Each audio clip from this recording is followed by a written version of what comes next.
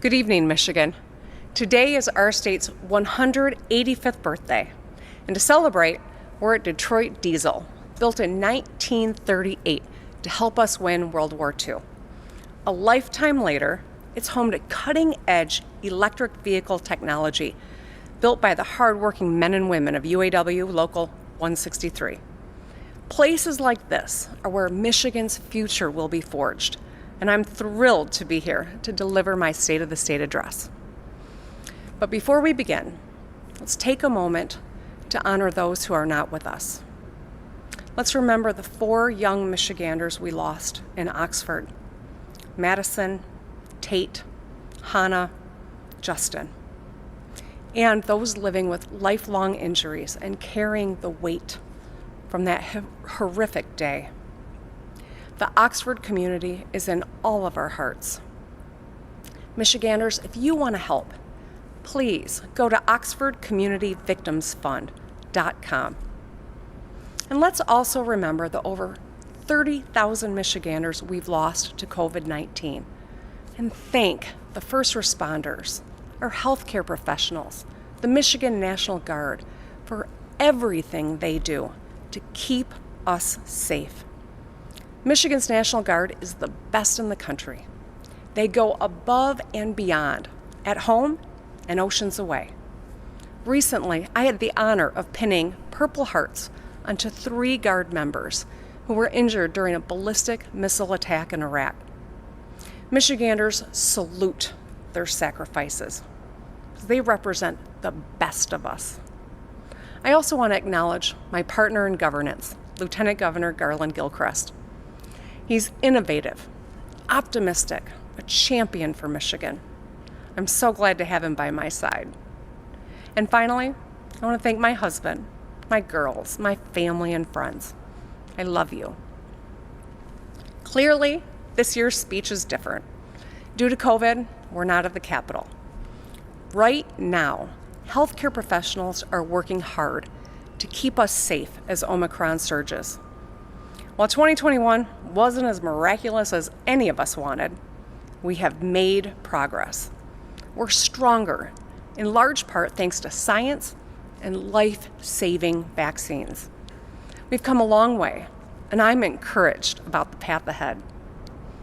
After a polar vortex, a pandemic, a national recession, multiple 500-year flooding events, and a kidnapping and murder plot, I've been asked, how the heck do I keep doing this? Well, my answer is simple. I show up for every Michigan family. I want to keep delivering on the kitchen table issues. And on a personal level, I want my girls to see their mom stand her ground, live her values even through unexpected challenges and constant threats. Isn't that what we all want? To make a difference for the people we love most? And the truth is, we want the same things. A good paying job, great schools, clean water, safe communities, thriving small businesses, a chance to get ahead and hope for our future. Tonight, I will stay focused on the things that unite us. I'll speak to the progress we've made together, the opportunity we have right now, and why we all believe in Michigan. The state of our state is strong and getting stronger every day. First, let's talk about the roads. The pandemic showed us it slowed us down a bit, but since I took office, Michigan has repaired, rebuilt, or rehabilitated over 13,000 lane miles of road and over 900 bridges in every region of our state, while supporting nearly 82,000 jobs. Now that's enough miles to drive from the Michigan-Ohio border all the way to the mighty Mac over 40 times. In 2021 alone, we fixed Gratiot and Macomb, I-496 in Lansing, 196 in Allegan, 69 in Genesee, 94 in Kalamazoo, US 41 in Marquette, and we're forging ahead on the Gordie Howe Bridge in Detroit, which will be taller than the Statue of Liberty when it's completed. Recently, the Army Corps of Engineers answered our call to invest in the Sulaks, securing funding to finish the job in Sault Ste. Marie. That's a big deal for the UP and for our state's economy. Last year, I reinstated prevailing wage for state construction contracts.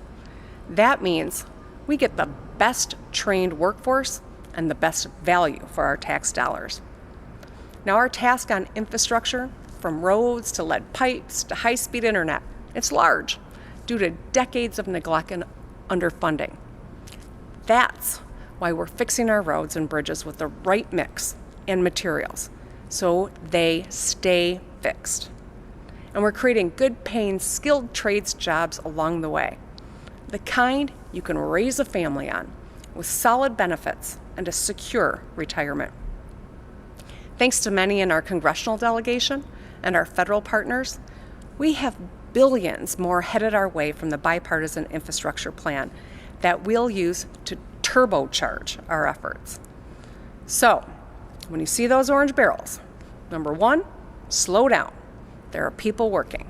And number two, those orange barrels means we are moving dirt and fixing the damn roads. I know at times our nation's capital feels hopelessly gridlocked. But at our state capital, Republicans and Democrats have shown we can come together to put Michiganders first. Together, we delivered over $420 million in relief to small businesses, empowering them to expand operations and retain over 200,000 jobs through COVID. We expanded access to high-quality child care, and now over 1 in 3 children in Michigan, 12 and under, are eligible for low or no-cost child care. You can go to michigan.gov/childcare to see if you're eligible too. For our Michigan State Police, who protect and serve with the utmost professionalism, we built new posts in Walker and Grand Rapids. For law enforcement, we funded better training, delivered hazard pay, and expanded resources for local police departments. Now, as a former prosecutor, public safety is a core issue for me. We'll keep making investments to reduce crime and protect families. And our criminal justice system reforms have helped hundreds of thousands of Michiganders who served their time secure jobs and housing with a clean slate. Together, we cared for those who served our nation by building a new veterans home in Macomb County and another in Grand Rapids. We eliminated the cost barrier for 170,000 Michiganders who are getting skills and better paying jobs through the Michigan Reconnect and Futures for Frontliners. These programs boost our economy and empower our people. People like Caroline, a former in-home care provider and mom of 2 who got straight A's in her first semester at Mott Community College. And Jody, a Reconnect recipient, the first of 8 siblings to go to college. She's on the dean's list at Grand Rapids Community College. These programs have given them opportunity and opened new doors for their families. I want them to know we're all rooting for them. And together, we made the largest education investment in state history without raising taxes, something we've done 3 years in a row. Last year, we closed the funding gap between schools, something that 4 governors before me tried to do. We've invested $8,700 into every student in every district to improve their in-class experience. We invested in on-campus mental health and delivered checks directly to educators who go above and beyond for our kids every day. I know how anxious and tired parents are feeling right now. As a mom, I get it. That's why I'm making investments where they matter most, in classrooms, to help our kids get caught up. And to our teachers, child care professionals, aides, bus drivers, custodians, parapros, administration, I see you. Thank you for working tirelessly to help our kids thrive. We're going to keep investing in recruitment and retention to increase your ranks. Soon, I'll introduce a school aid budget that will mark the biggest state education funding increase in more than 20 years without raising taxes. Now, I want to be crystal clear. Students belong in school. We know it's where they learn best. Remote learning is not as fulfilling or conducive to a child's growth.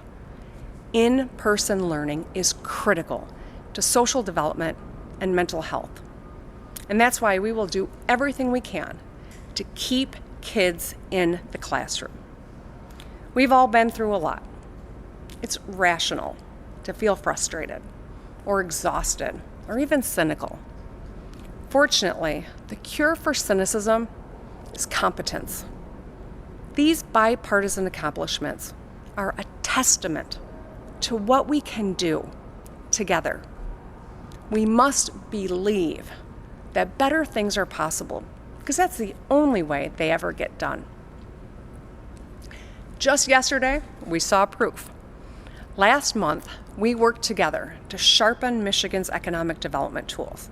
And this week, we landed a $7 billion investment from General Motors that will create and retain 5,000 good-paying manufacturing jobs, making electric vehicle batteries in Lansing and Orion Township.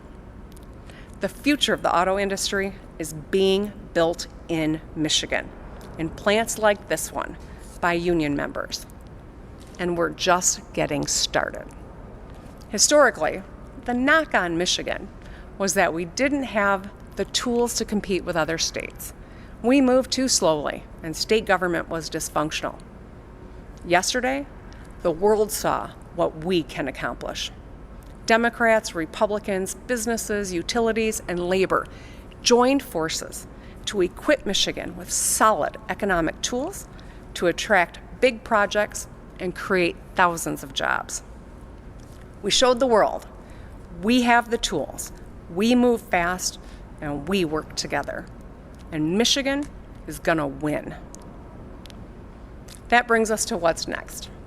Tonight, I'm putting forward proposals that will build on the work that we've done together and grow our economy by cutting taxes and lowering costs. First, taxes. I believe that whenever possible, we should make taxes more fair for our seniors and working families. Michiganders should be able to keep more of what they've earned. In December, I signed a bipartisan bill cutting the personal property taxes for small business owners. And last November, we repealed the tampon tax, the sales tax on menstrual products, saving women hundreds of dollars in taxes. When it comes to delivering for women, I will keep finding ways to lower their costs. And I'll veto any legislation that would take away their right to choose. My proposals tonight will cut taxes for seniors and working families.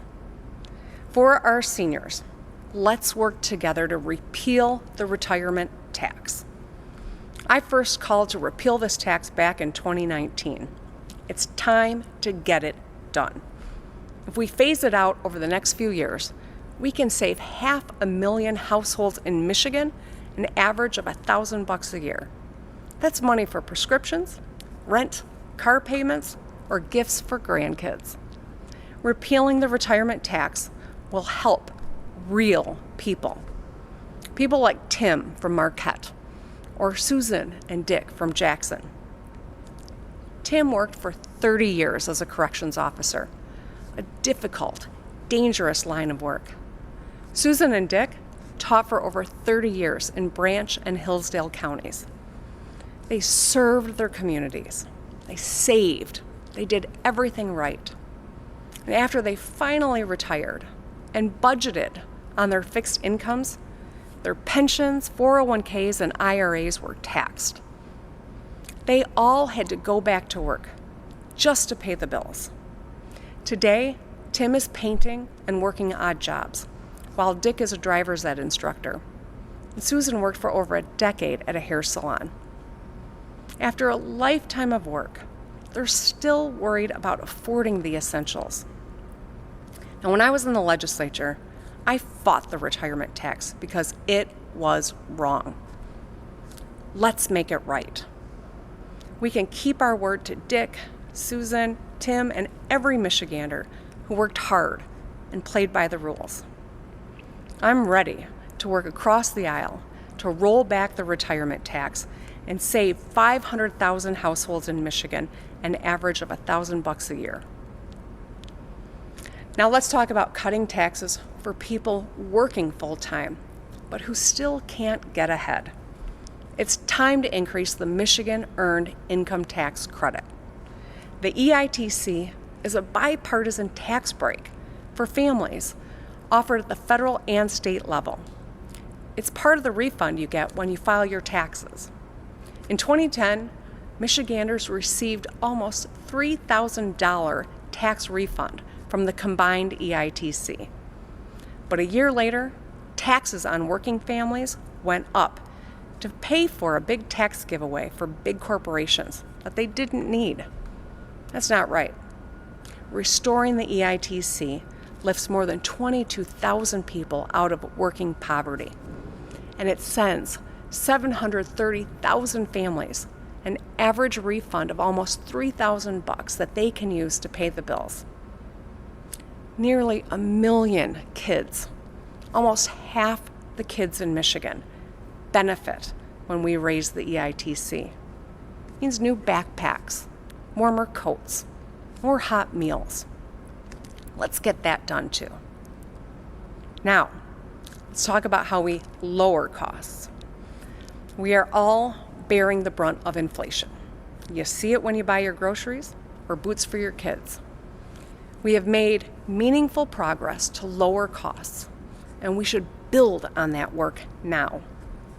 In 2019, I signed bipartisan auto insurance reform, saving drivers hundreds of dollars a year. Thanks to our reform, insurance companies are sending every driver a $400 refund check per vehicle by May 9th of this year. And our Secretary of State, Jocelyn Benson, is saving Michiganders time and money because we can renew our licenses and plates online or stop in the office for an average of only 20 minutes. We also lowered the cost of higher education thanks to Michigan Reconnect and Futures for Frontliners. And we are delivering home heating help on energy bills, so over 175,000 families can stay warm and safe through the winter. We've done a lot of good work to lower costs, but I know families are feeling squeezed. We must do more. Rolling back the retirement tax and raising the EITC will keep more money in people's pockets, and we can ensure less comes out. Tonight, I have 2 proposals to lower costs on insulin and cars, and one to expand access to mental health.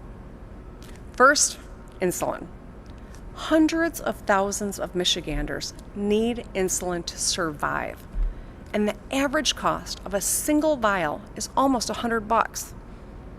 Most people who use it need 2 or 3 vials a month, which is up to $3,600 a year. Too many Michiganders are forced to forego insulin or to ration it, putting their lives at risk. For years, drug companies have been jacking up insulin prices. The average price tripled from 2009 to 2019. They reap billions on life-saving medicine because without serious competition, they name their own price. That is unconscionable.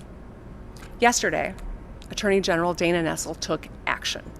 She launched an investigation under the Michigan Consumer Protection Act into one of the 3 largest drug companies that makes nearly all the insulin in the U.S. Meanwhile, in the Michigan legislature, there have been bipartisan bills introduced to cap the cost of insulin at $50 a month. We all agree, insulin costs too much, and I know we can work together to hold drug companies accountable, to lower costs, and to save lives. let's get that done too. Next, let's talk about making electric vehicles more affordable. As we saw this week, we're building on our rich auto manufacturing heritage and moving towards a clean energy future. Tonight, I want to talk about how we can help Michigan's families be a part of the clean energy transition by lowering the cost of electric vehicles. Every year, thousands more electric vehicles are sold in Michigan, and all of our major automakers have committed to electrifying 100% of their fleets over the next 10 to 15 years. Electric vehicles cost half as much to fuel and maintain as gas-powered cars. Switching to electric will save families thousands of dollars a year. And that's why I'm proposing a combined $2,500 electric vehicle rebate for families, $2,000 for the car and $500 for in-home charging equipment. This will build on the $7,500 federal electric vehicle credit. If we can get this done, we can lower the cost of electric vehicles by nearly $10,000. We can make it easier for Michiganders to go electric.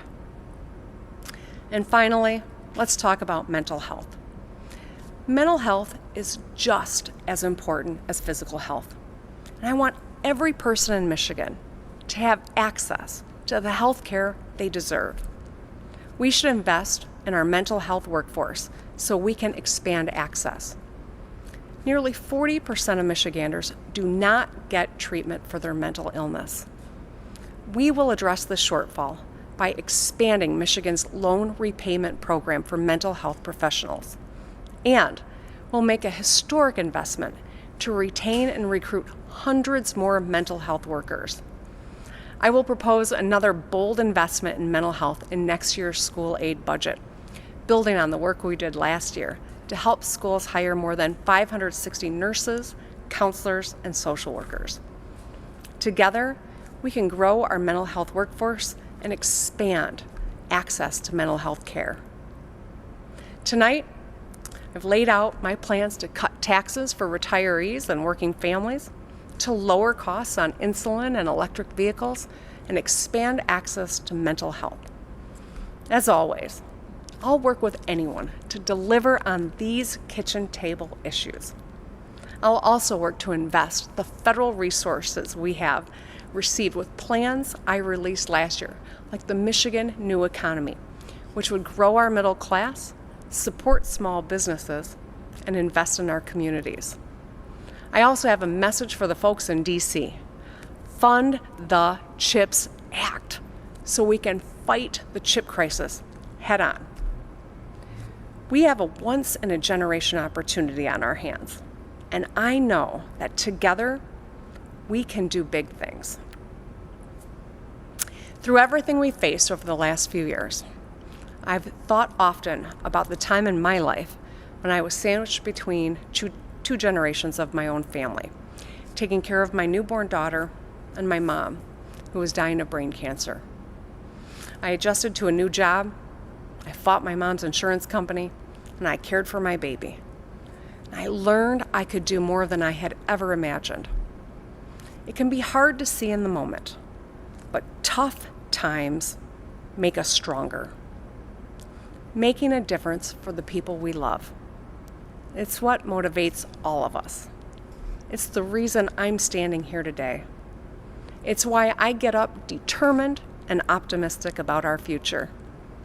I want a better future for my girls and all our kids.